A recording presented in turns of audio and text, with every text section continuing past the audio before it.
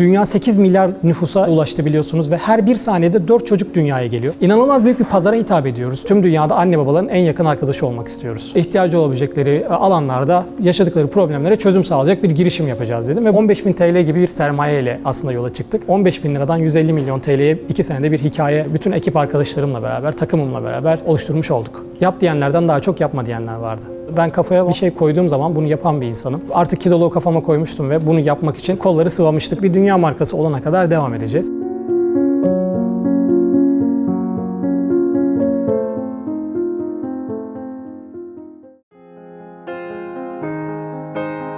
Eray Uğureli ben. 1991 Kırıkkale doğumluyum. Annem ev hanımı, babam memur, postacı ve aynı zamanda bir girişimci. 5 çocuğu büyütmek için pazarcılık da yapmak zorunda kalmış. Babam 5 çocuk okutmak ve büyütmek için ek iş yapmak zorunda kalan, bizleri daha iyi şartlarda büyütmek için mücadele eden bir adam. Bana söylediği bir söz var. Oğlum ne olursa olsun elini kaldır, önce ol, bilmesen de öğrenirsin. Hevesli ol, istekli ol gibi bir telkinde bulundu. Ve o telkin benim hayatımı değiştirdi diyebilirim. O günden beri hep böyle istekli, hevesli, önce olmaya çalışan, ilk harekete geçen insanlardan biri oldum. Babam pazarcılık yaparken hemen yan tarafa bana da küçük bir tezgah açardı ve orada bu işi öğrenmem için benim de bir şeyler satmamı isterdi. 5 yaşında bir çocukken ben pazarcılık yaptım. Okumanın kıymetini, hem ticaretin kıymetini ve önemini babam sayesinde öğrenmiş oldum. Bisiklet tamirciliği yaptım, pazarda su sattım, babamın yanında tezgahta limon sattım, maydanoz sattım.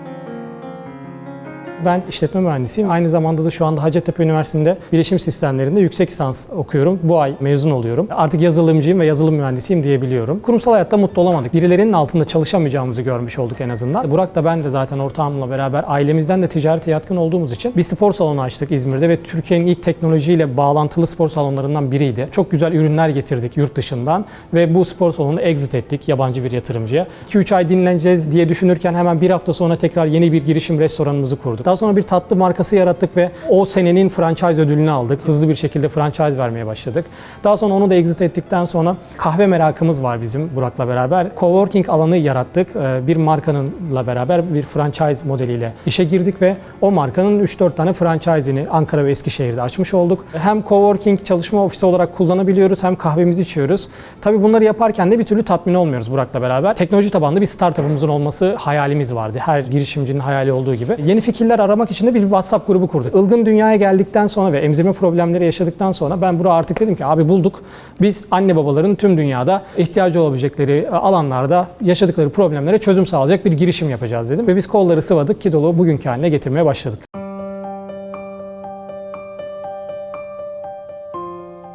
Kızım Ilgın dünyaya geldiğinde yaşadığımız emzirme problemi o günkü şartlara göre bizim hayatımızın en önemli problemi haline geldi. Her şey sizin olabilir ama çocuklarınızın sağlığı, çocuklarınızın mutluluğu, onların iyi olduğunu görmek kadar önemli bir şey yok bu hayatta. Ilgın dünyaya geldi ve emzirme problemlerini biz yaşadığımızda 2 kilo bir canlı. Bunun bir an evvel beslenmesi ve büyümesi gerekiyor. Hayatımızın en önemli problemi iken şu anda hayatımızın en önemli avantajlarından birine de dönmüş oldu. Çünkü kızımın bu problemi çözümünün nasıl olabileceğini deneyimledik ve Kidoloğu bu şekilde kurmuş olduk. Eşim öğretmen ve üniversite mezunu. Ben mühendisim, üniversite mezunuyum ama iki eğitimli insan bir çocuğunuza güvenilir gıdayı hangi yöntemle nasıl vermeniz gerektiğini bilemiyorsunuz. Instagram'dan bir emzirme danışmanı tavsiye ettiği arkadaşımız ve çok güvensiz bir ortamda IBAN gönderdi. IBAN'ına para gönderdik. Güvensiz bir görüntülü görüşmeyle çok önemli, çok mahrem, anne babanın en önemli şeylerinden bir tanesi emzirme konusunu güvensiz bir ortamda çözdük ve mecburduk buna. Yani bunu yapmak zorundaydık çünkü diğer taraftan da kızımız söz konusu. Bu bizim için tabii ki aşılması ve çözülmesi gereken bir problem olduğu için biz bu yöntemi seçtik.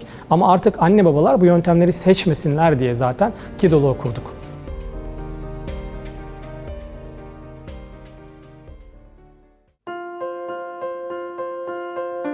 Kidoloğu 15 Şubat 2021'de aslında ilk canlıya çıktı bir web sitesi üzerinden. Türkiye'de 400'den fazla uzmanla beraber 10 farklı kategoride anne babalara online danışmanlık hizmeti veren bir platform olarak çıktık biz. Bilinçli ebeveynler, mutlu nesiller mottosuyla yola çıktık. Buradaki aslında amacımız multidisipliner yaklaşımlarla anne babalar doğum öncesinden yani gebe olduğunu, hamile olduğunu öğrendiklerinde bizlerden hizmet almaya başlasınlar. Çocuklarını 18 yaşına getirene kadar hala bizimden hizmet almaya devam edebilsinler. Anne babalık sadece belli bir dönemde çözülüp belli bir problemleri çözüp yola devam ettiğiniz bir süreç değil. Çocuğunuzun her ayında, her yaşında, her sene farklı problemleri çözmek zorunda olduğumuz bir serüven. O yüzden Emzirme danışmanlarından pedagoglara, pedagoglardan psikologlara kadar 10 farklı kategoride biz annelere doğrudan uzman desteğini birebir güvenli bir platformda tamamen kendi yazılımımız olan görüntülü görüşme sistemleri, web sitemiz, mobil uygulamamızla anne babaların en yakın arkadaşı olmayı hedefliyoruz. Şu anda hizmetlerimizden bir tanesi online danışmanlık, bir tanesi çocuk ve bebek takip özelliği, gelişim takip özelliği, bir tanesi psikolojik testler, ücretsiz kendinizi test edebileceğiniz ortamlar. Yani hem ücretli hem ücretsiz bir ebeveyn portalı kurguluyoruz. Tüm dünyada anne babaların en yakın arkadaşı olmak istiyoruz.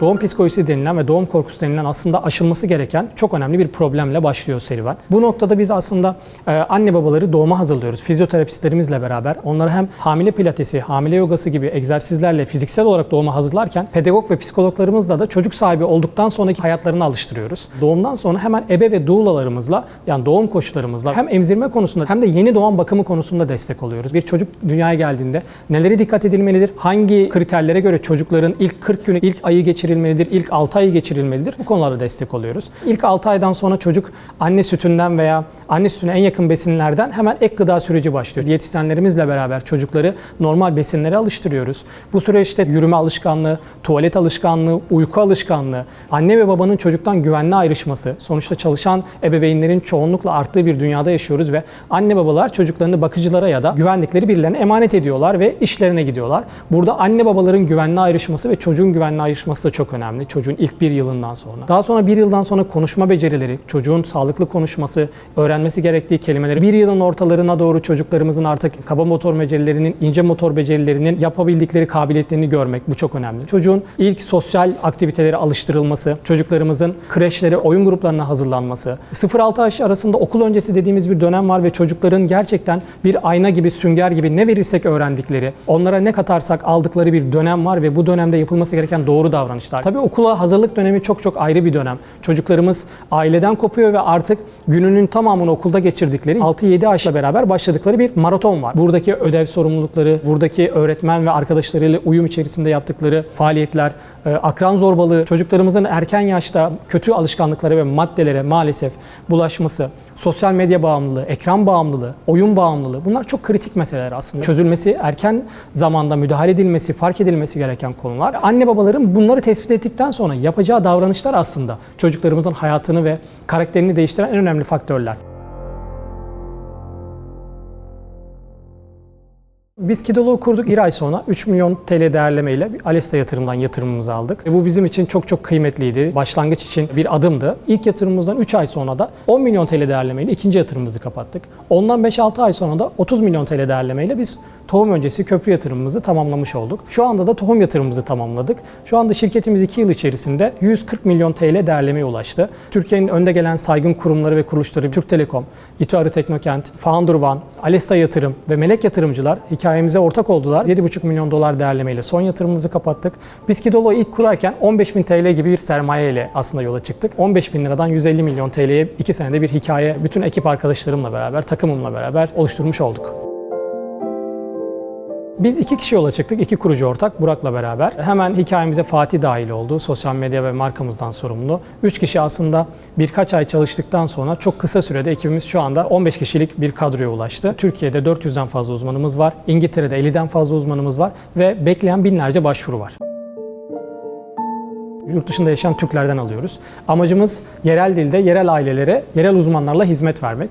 Bunun için de şu anda İngiltere'de, Londra'da faaliyetlerimizi başlattık. Kaliforniya'da testlere yakın zamanda başlıyoruz ve Almanya'da da çok kısa sürede aslında testleri tamamlayıp satışa başlamış olacağız. Türklerin yoğunlukla yaşadığı Almanya, Hollanda, Avustralya gibi ülkelerden çok fazla kullanıcımız var. Bizden hizmet almanız çok kolay. 3 tıkla aslında uzmana bağlanabiliyorsunuz. Web sitemiz veya mobil uygulamamızı telefonunuza indirerek doğrudan oradaki uzmanların profillerinden, onların daha önceden yüklenmiş birer dakikalık tanıtım videolarından, onların sertifikalarından, okullarından, uzmanlık alanlarından bir karar aşamasından geçtikten sonra doğrudan ücretsiz bir şekilde uzmanınıza soru sorabiliyorsunuz ve ücretsiz olarak yanıtını alıyorsunuz. Ve siz doğru uzmanı bulduğunuza karar verdikten sonra isterseniz bir ücretsiz ön görüşme yapıyorsunuz ve tanışma toplantısı gerçekleştiriyorsunuz. Ya da doğrudan seansınıza başlayarak onunla bir serüvene başlamış oluyorsunuz. Biz Kidoloğu kurgularken güven bizim için çok önemliydi. Çünkü ben de bir babayım ve anne babalar güvenmedikleri bir şeyi çocuklarına vermek istemezler, almak istemezler.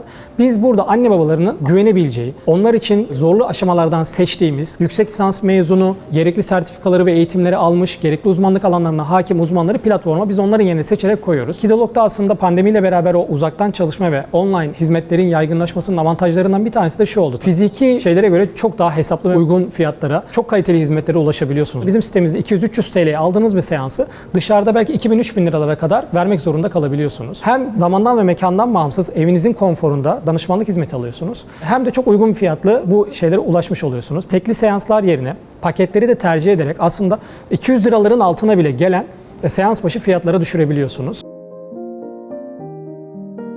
İnişlerin ve çıkışların çok keskin olduğu bir serüven. Her an şirketiniz batabilir ve startup çöplüğüne gidebilirsiniz. Çünkü %99 oranında bir başarısızlık oranı var. %1'lik kısımda olmanız gerekiyor dünya genelinde. Bunun için çok çabalamanız ve çok çalışmanız gerekiyor ve bütün faktörleri hesaplamanız gerekiyor. Bizim için kırılma anları ekibimiz için doğru insanları aslında transfer ettiğimizde, aramıza aldığımızda bunu hissediyoruz ve bir arkadaşımızın bize katkısı çok fazla olabiliyor. Ve 7/24 çalışmanız gereken bir iş var. Bunun için doğru insanları bulmanız gerekiyor. Kan, ter, gözyaşının var olduğunu bilmeniz gerekiyor. Olumsuzlukların sürekli karşınıza çıkabileceğini bilmeniz ve farkında olmanız gerekiyor. Pes etmeden, yılmadan, bıkmadan çalışmanız gerekiyor. Tabii bizim için kırılma anlarımızdan bir tanesi yatırım almamız, bir tanesi İTÜ Big Bang sahnesinde yer alıp finalistler arasında çıkıp binlerce girişimin arasında 20 girişimden biri olmamız, sahnede ödüller almamız, Aksigorta, Yapı Kredi Teknoloji gibi ödüller almamız bizim kırılma anlarımızdan bir tanesi. Alesta yatırımdan yatırım almamız bizim için çok önemli bir kırılma noktası. Daha sonraki devam yatırımlarımız. Aslında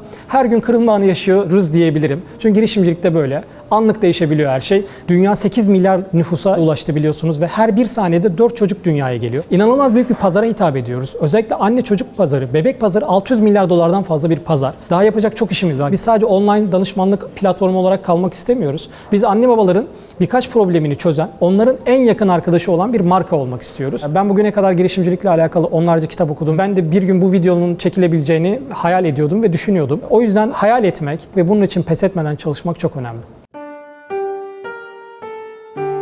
Burak benim çok yakın arkadaşım. Ortak olmak bence evlilik gibi. Yani siz ortağınızla evleniyorsunuz ve iyi günde kötü günde beraber olmak ve bunu yönetmek zorundasınız. Bir işin başarılı olması tabii ki tek solo founder'lar da dünyada örnekleri var ve başarılı olabiliyorlar ama özellikle startuplarda tercih edilen bir co-founder'ınızın olması, yapamadıklarınızı, sizin eksik kaldıklarınızı destekleyen, yapan, sizinle beraber çalışan, sizin hikayenize ortak olmuş ilk günden itibaren kolları sıvamış, maddi manevi bütün emeğini ortaya koymuş bir insanın olması çok kıymetli.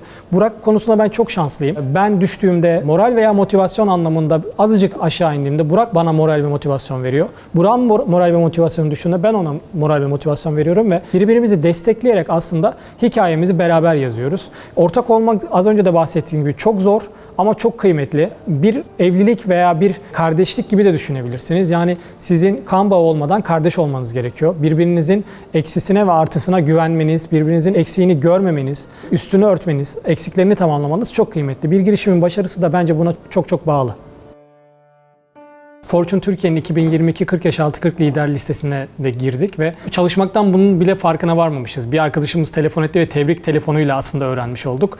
Bu bizim için çok güzel bir sürpriz oldu. Çok sevindik. Yani Türkiye'nin saygın iş adamları arasında 40 yaş altı 40 liderden biri olarak gözükmek ve artık kriter olarak bunu baz alıp bunun için her sene girmek için çalışmak benim için de artı bir şey oldu. Tabii Burak'la beraber sadece Türkiye'de değil dünyanın her yerinde çok iyi işler başarmak, Kidolog'u çok iyi listelere, çok iyi yerlere sokmak istiyoruz. Bunun için de yurt dışında daha çok Burak tabii ki ilgileniyor. Eray'ın gerçekten girişimci yönünde ben bireysel olarak hayran birisiyim. Çok tez canlı, kafasına koyduğunu hızlı bir şekilde yapan bir yapısı var. Ben bazen aslında ekipte biraz frenleyici şeydeyim ama belki böyle daha sağlıklı oluyordur bir girişim. O yüzden hem ekip olarak hem de şahsi olarak gerçekten Eray bizi gururlandırdı. Kidolog'u aslında dünyada bir anne baba markası haline getirme gibi bir hedefimiz var. Bunu da getireceğiz.